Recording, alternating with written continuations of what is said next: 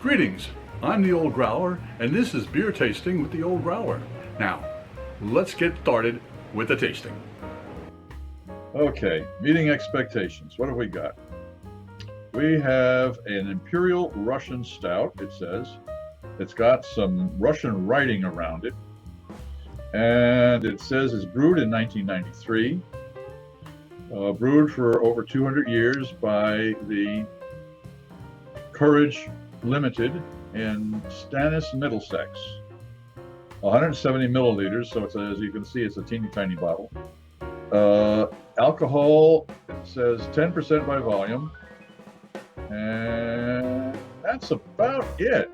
There's not too much. Originally brewed for Catherine II, Empress of all the Russias. Okay. Well, some of us have heard legends about Catherine and her court, etc., etc.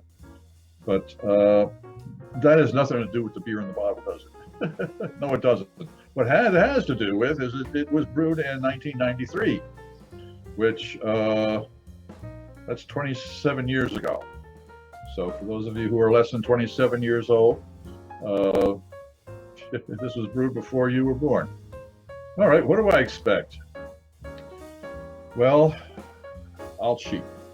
I'm going to take a look and see what they say about it. Got a little cheat sheet here. It says that it's a strong porter called Thrale's Intire, Intire, pronounced Intire. Was brewed at Anchor Brewery in Southwark Parish, London, near the end of the 18th century. It was exported annually to many places, most notably Russia. Catherine the Great is said to have ordered it in quantity for her court. Eventually, the Anchor Brewery passed from Thrale to Barclay and Perkins, who continued to make Thrale's strong porter, and the recipe continued to evolve and change. Over the time, Thrale's Intire, pronounced Intire, eventually developed into Barclay's Russian Imperial Stout. Russian was kept for marketing reasons. In 1955, Barclay and Perkins merged with their close neighbors, Courage and Company. I believe that's John Courage, but I'm not too sure. And the Russian Imperial Stout continued to be brewed until 1993, and then it returned in 2012. So that's the story behind it. Now, I've tasted this before, and I'm not quite too sure what I thought of it then. What am I expecting now? Well, I'm expecting a dark beer, a relatively, not a viscous beer, not a thick beer, thin-bodied beer, because it is such high alcohol, and yet it'll probably have a rich feel to it. And I'm willing to bet most beers that I have tried that are this old taste like either sherry or port.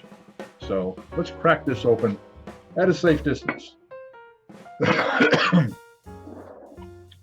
I heard that cough. Yes, I know. Well, why don't you check it out? No, I'm not.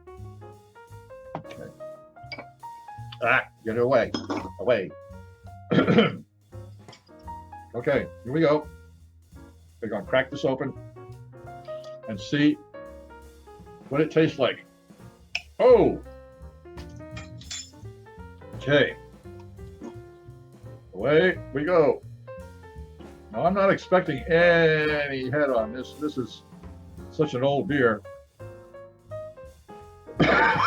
Off with its head, so to speak. Okay. Well, it's dark. That's for damn sure. So it's a stout. It looks like a stout. Now, ha ha ha! But does it feel in the mouth like a stout? Now, a stout is supposed to be, pardon me, I have to refresh my throat.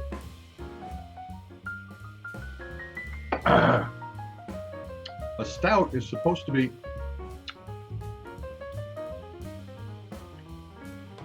well, the viewer's up to 3 right now, Dave.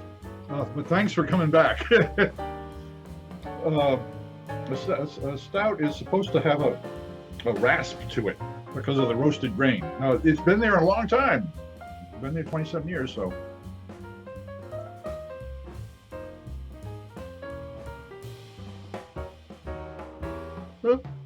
Well, it's thin. Very thin body. which is I expected. It was not thick.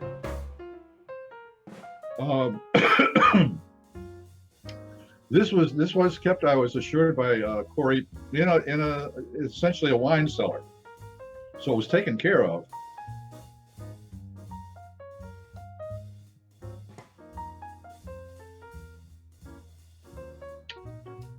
But in this case, there is very little left. Even when you wait for the flavor receptors to do something, it's past, it's gone. It's not with us anymore.